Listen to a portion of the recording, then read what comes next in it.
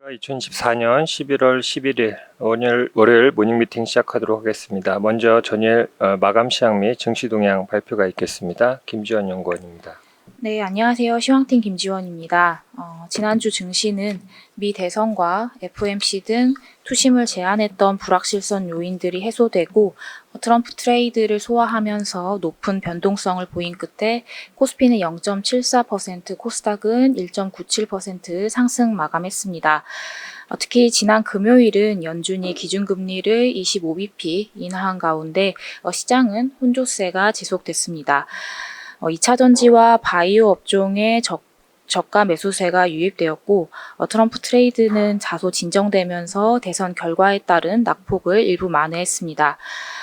달러원 환율은 연준의 금리 인하 결정에 따른 달러 약세를 반영하면서 10원 넘게 급락했고 4거래일 만에 하락세로 돌아선 가운데 외국인은 코스피 현선물을 모두 순매도로 전환했습니다. 해외 증시 살펴보겠습니다. 미 증시는 트럼프 공화당의 하원 장악 가능성이 높아지면서 친기업 정책에 대한 기대감에 3대 지수 모두 사상 최고치로 마감했습니다.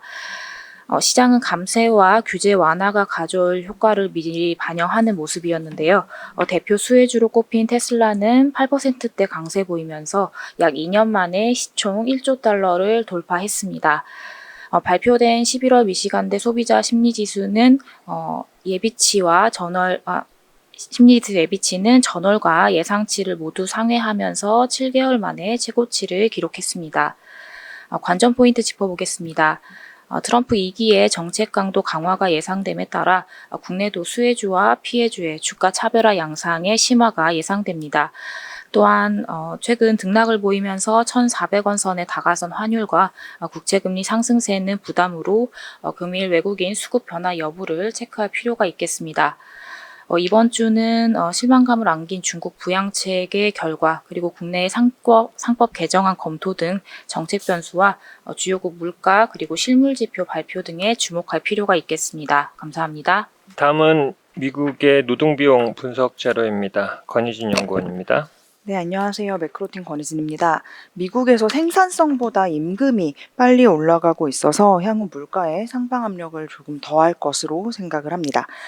근로자들의 생산성을 감안한 노동비용을 저희가 단위 노동비용이라고 부르는데요. 3분기의 단위 노동비용이 전분기 비로 연율 1.9% 상승하면서 시장 전망치를 웃돌았을 뿐만이 아니라 이전 수치들도 전반적으로 상향 수정이 됐습니다. 사실 3분기에는 생산량도 많이 늘어나서 노동 생산성의 개선세가 나쁘지 않았는데요.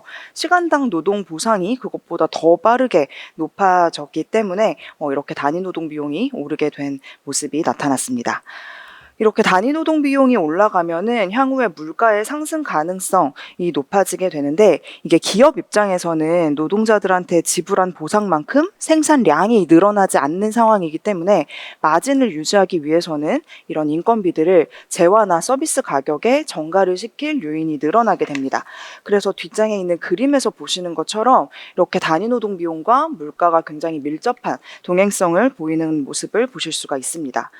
최근에는 기대 인플레이션도 많이 올랐습니다. 저희는 트럼프 전 대통령의 공약들이 미국의 장기적인 경제 성장보다는 이제 단기적인 경기 모멘텀을 확대하는 역할이 좀 더 클 것으로 생각을 하고 있는데 그런 만큼 좀 더 짧은 기간에서의 기대 인플레이션을 높이는 요인으로 작용을 하고 있다라는 생각입니다. 당장 물가 상승률이 반등하지는 않겠지만 이렇게 노동 보상의 상승세가 지속이 되면서 물가의 하방 경직성이 커지고 그리고 기대 물가도 높아지고 있는 점은 물가 상방의 부담을 점점 더 높일 가능성이 높다라고 생각을 합니다. 미국의 경기가 좋은 만큼 그 이면에서 물가 반등의 가능성도 점점 커지는 상황이라고 판단합니다. 이상입니다. 예, 다음은 코스닥 위클리 자료입니다. 하인한 연구원입니다. 안녕하십니까. KB증권 시황 담당 하인환입니다. 이번 주 코스닥 위클리 자료 말씀드리겠습니다. 코스닥에서의 기회가 계속 확인되고 있습니다. 지난주에는 금투세 폐지 언급에 대해서 말씀을 드렸다면 이번 주에 봐야 할 점은 금리가 안정되고 있는 부분입니다. 미국채 10년물 금리가 트럼프 트레이딩을 반영하면서 4.45% 정도까지 급등했습니다. 하지만 2016년 미국 대선 직후 전에의 금리 상승분과 비교해 봤을 때 지금 트럼프 트레이딩은 거의 일단락됐다라고 판단하고 있습니다. 따라서 미국 10년물 금리가 점차 안정된다면은 코스닥 그리고 상장주 이런 쪽에 긍정적일 수 있다고 판단하고 있습니다.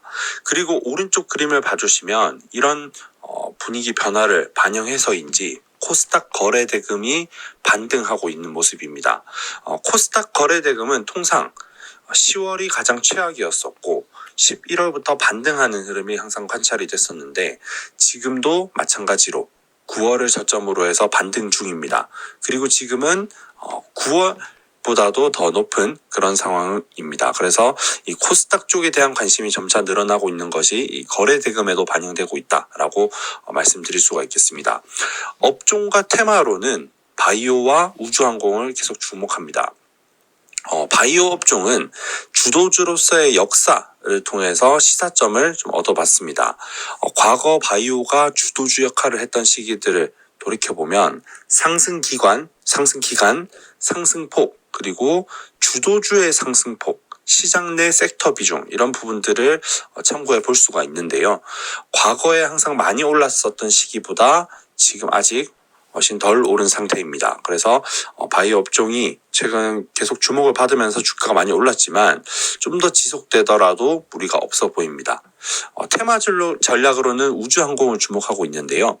2022년, 2023년에 로봇 테마의 기운이 느껴지고 있습니다. 매크로 변화, 기업의 투자, 정부의 지원 이런 것들이 함께 반영되고 있고요. 또 코스닥 기업은 아니지만 코스피 기업 중에서 한화 시스템이 역사적 고점을 눈앞에 두고 있는 점도 고려해 보실 수가 있겠습니다. 이상입니다. 예, 다음은 지난 11월 8일 개최된 중국 전인대 상무위원회 리뷰 자료입니다. 박수현 연구원입니다. 지난주 금요일 전인대 상무위원회 개최됐습니다. 중국 정부가 재정 정책을 확대할 수 있다라는 내용이 이 회의에서 공개될 예정이어서 시장 관심이 집중되었었는데요.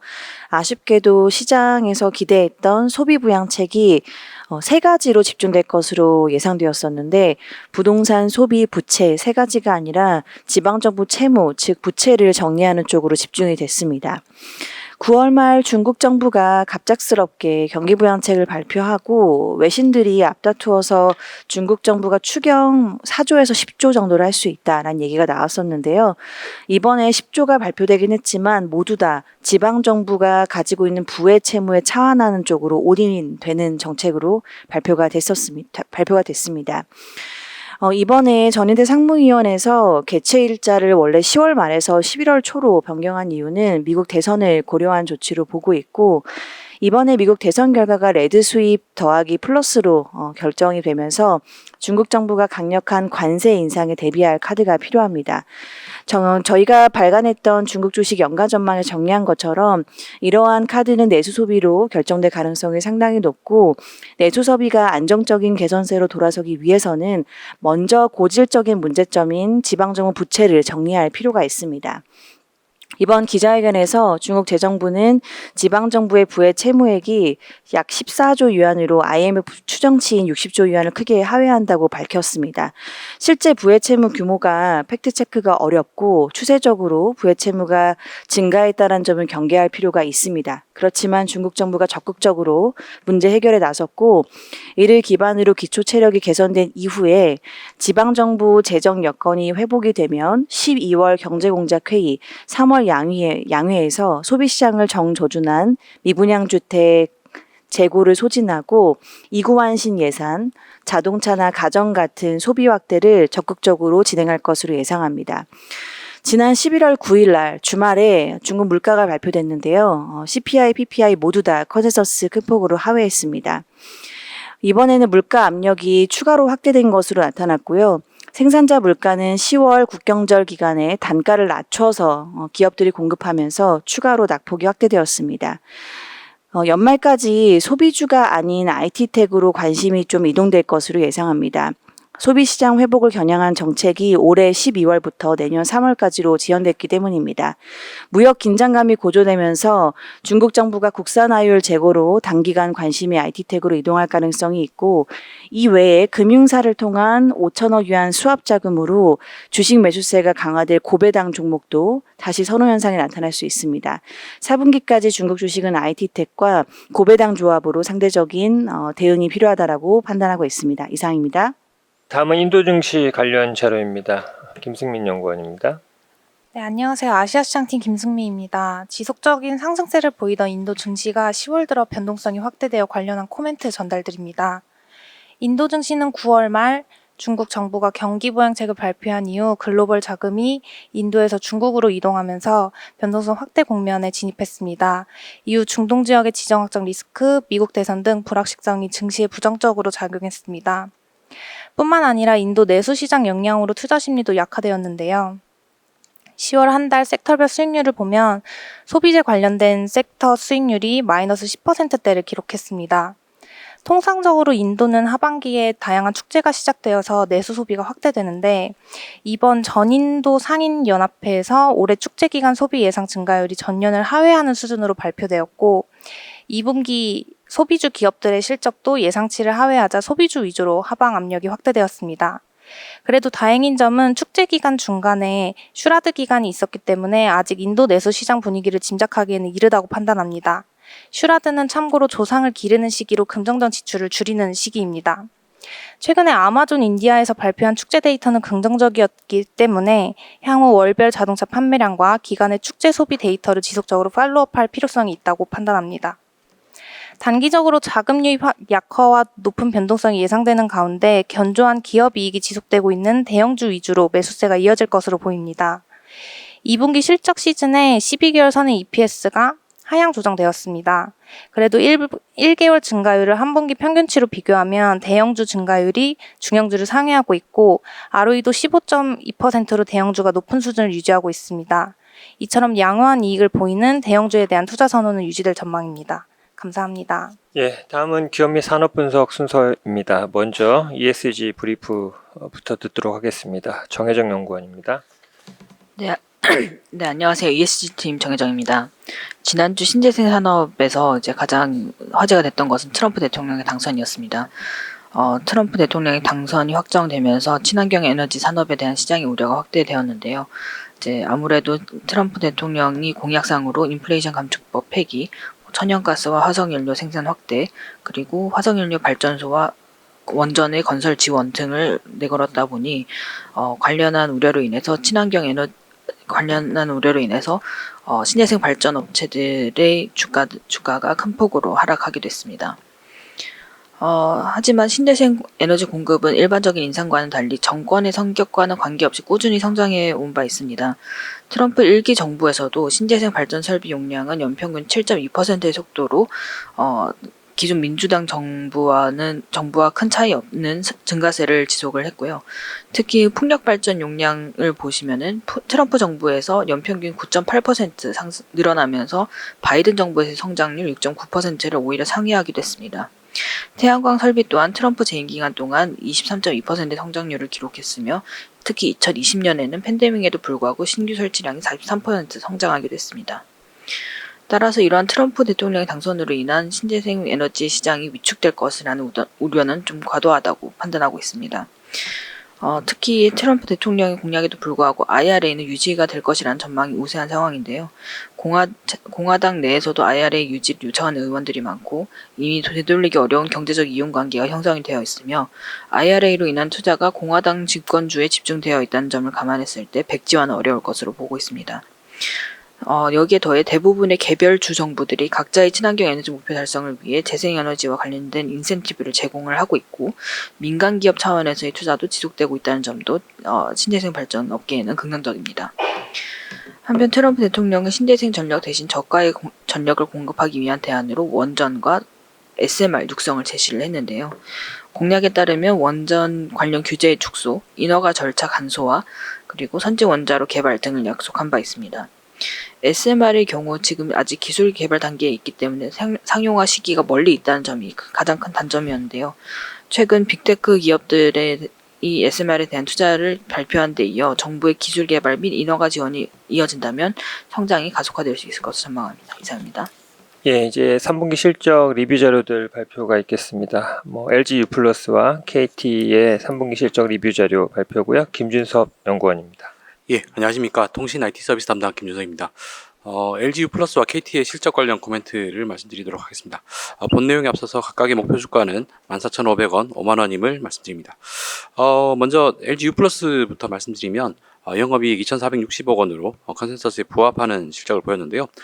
이번 실적 발표에서 눈에 띄는 점은 신규 사업, 이제 컨텐츠 비즈니스죠. 신규 사업인 스튜디오 X 플러스 U가 매출액 발생을 했다라는 점이 첫 번째고요. 두 번째는 AI가 업무 생산성을 높이기 시작을 했다라는 점이 주요하다라고 판단을 합니다. 일단 AI가 업무 생산성을 높이는 사례로는 고객센터뿐만이 아니라 AI 통화 솔루션을 통해 가지고 신규 가입자들을 유치를 하는 형태다라고 판단이 됩니다. 그래서 LG U+의 4분기 영업이익은 컨센서스를 상회할 것으로 기대되는 부분이고요. 그 이유는 방금 말씀드렸던 것 같이 AI가 업무 생산성을 높이면서 마케팅 비용 그리고 또 캐펙스에 영향을 미칠 것으로 판단을 하기 때문입니다. 예, 다음은 KT에 대해 말씀드리도록 하겠습니다. KT의 3분기 실적은 영업이익 4,621억 원으로 지난 3분기 대비 44% 상승하는 매우 좋은 실적을 거뒀습니다. 거기에 신사업의 방향성까지 뚜렷하다라는 점을 판단을 해보면 매우 좋은 실적이었다라고 판단이 되는데요. 다만 단기적으로는 이번 실적 발표에서 언급되었던 인적 구조 조정 비용 이 주가에 영향을 미칠 것으로 판단을 합니다. 해당 규모가 명확하진 않습니다만 언론 등을 통해 가지고 알려진 데 따르면 1조 원 규모의 희망퇴직 비용이 4분기 실적에 추가 발생될 것으로 예상이 되고 있기 때문입니다. 그러나 해당 비용은 내년 실적부터 긍정적인 영향을 미칠 것으로 보이는데요. 인건비가 내년부터 줄어드는 효과가 발생하면서 별도 실적과 배당에 긍정적인 영향을 미칠 것으로 전망되기 때문입니다. 한편 이번 실적을 보면 AI의 신사업에 대한 방향성이 되고 있어서 단기 주가 하락 변동성을 활용해야 할 시점으로 판단이 됩니다. 자세한 내용을 리포트를 참고해 주시면 좋겠습니다. 이상입니다.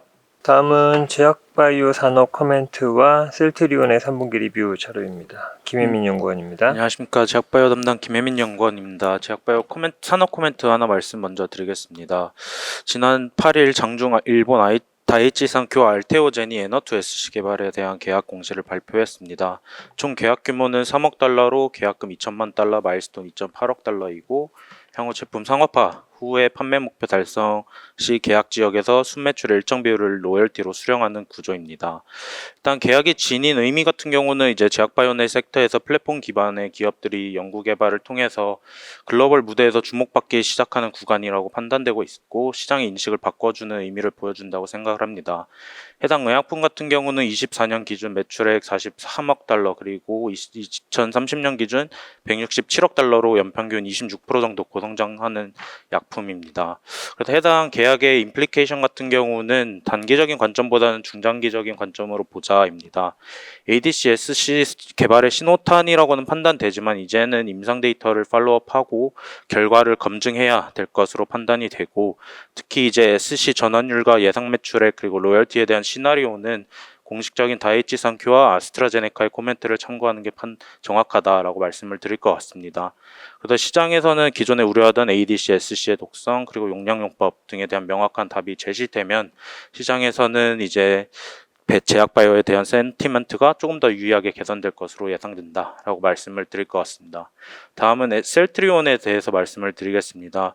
3분기 실적 리뷰 자료입니다. 투자의견 바이 목표 주가 27만 원을 유지하고 11월 8일 종가 기준 업사이드는 48%로 좀 높다라고 생각하실 수가 있습니다.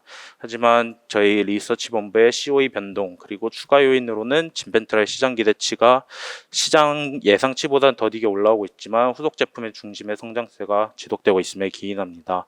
3분기 매출액은 8,820억 원으로 YY 한 31%, 영업이익은 2,077억 원으로 YY 마이너스 22%를 달성했는데 시장 컨센서스를 3.1%, 5.4% 하회하는 수준이었습니다. 컨센서스를 하회한 주요 원인은 테바양 CMO 매출 이한 및 합병에 따른 완제의약품 용역 매출 감소로 비바이오 제품 매출이 전년 동기 대비 66% 감소했음에 기인합니다. 진펜트라 신약 같은 경우는 64억 매출을 달성하면서 시장의 기대치보다 더딘 상승세가 확인되었지만 꾸준히 증가하고 있는 처방 추이 그리고 중소형 도매사와의 계약에 따른 수량 상승 등이 확인되고 있어서 고무적이라고 판단합니다. 올해 초점이 진펜트라에 맞추어진 것은 당연하지만 PBM사나 보험사 환급 확대가 11월부터 본격적으로 진행되는 점을 감안하면 올해보다는 내년을 지켜보는 게 더 적합한 접근법이라고 생각을 합니다. 그리고 기존의 램시마, 아이비, 인플렉트라 매출 성장을 통해서 유럽에서 60%, 30% 점유율을 보이고 있고 EU5 기준으로 합산 점유율은 76%이기 때문에 우수한 매출 기여도를 보여주고 있습니다. 유플라이마 같은 경우도 3분기 누적으로 2,400억 가까운 매출을 시현하고 있고 베그젤마도 공급 안정성이 부각되고 있는 데서 매력도가 높아지고 있습니다. 진펜트라에 대한 초점을 보다 큰 틀의 전체적인 바이오시밀러 믹스 성장에 맞춘다면 여전히 매력적이라고 판단합니다. 이상입니다. 예, 다음은 CJ 대한통운의 3분기 리뷰 자료입니다. 강성진 연구원입니다. 네, 안녕하세요. 운송 담당 강성진입니다. CJ 대한통운 3분기 실적에 대한 리뷰 말씀드리겠습니다. 목표 주가는 12만 5천 원으로 기존 대비해서 16.7% 하향 조정하지만 바이를 유지를 합니다. 목표 주가를 낮춘 것은 직구 물량 증가율에 대한 장기 전망을 하향한 결과다라고 봐주시면 되겠습니다. 3분기 영업이익이 1,416억 원 나왔고요. 1년 전 대비 13.5% 증가를 했고 저희 시장 컨센서스와 저희 전망치를 각각 13.8%, 9.5% 상회했습니다. CJ 대한통운은 보통 택배 회사라고 많이 보시지만 최근에 이익을 견인하는 건 비택배 부문이고요.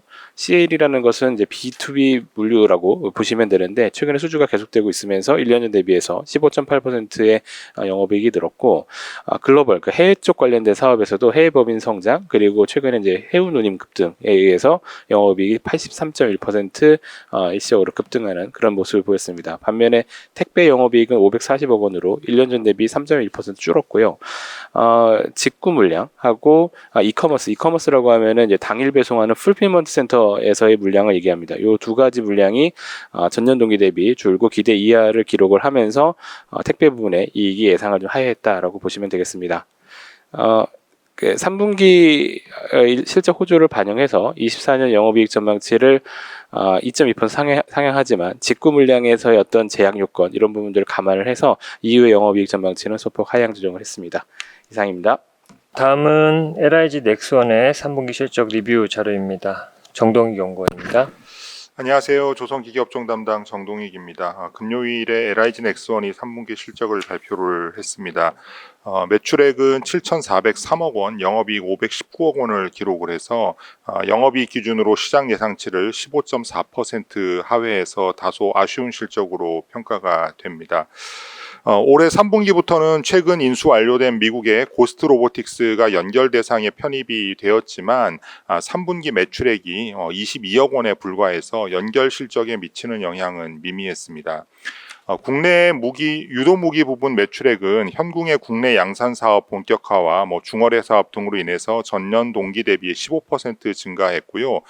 다른 사업 부분의 실적도 전년 동기 대비로는 큰 폭으로 증가를 했습니다. 다만 영업이익률은 매출액 증가에도 불구하고 지난해 3분기 7.7%에서 올해는 7%로 소폭 하락했는데요. 이는 상대적으로 마진이 낮은 인도네시아 경찰청향 무전기 매출액이 증가하고 인건비와 지급 수수료 등이 증가한 영향으로 판단이 됩니다. 3분기 신규 수주는 2,789억 원으로 다소 부진했습니다. 신규 수주 금액이 매출액을 하회함에 따라서 수주 잔고도 2분기 말 대비해서 소폭 감소했는데요. 이것은 3분기에 이라크 천궁 3.7조 원을 수주했다고 공시를 했지만 내부적으로는 아직 신규 수주로 인식하지 않은 데 따른 것이고요. 이를 감안할 경우에 올해 3분기까지의 누적 신규 수주는 4.8조 원으로 매우 양호한 수준입니다. 이상입니다. 예, 다음은 지노믹 트리 관련 자료입니다. 한재훈 연구원입니다. 네, 지노믹 트리 말씀드리겠습니다. 지노믹 트리는 메틸레이션을 바이오마커로 암을 조기 진단하는 사업을 영위하고 있습니다. 현재 기존 진단 방식으로는 상당한 불편함을 수반하는 대장암과 방광암을 우선 타깃해서 사업을 전개하고 있고요. 대장암 조기 진단 제품인 얼리텍 C 같은 경우는 국내 식약처 허가를 획득했고 이미 그래서 매출이 발생하고 있습니다.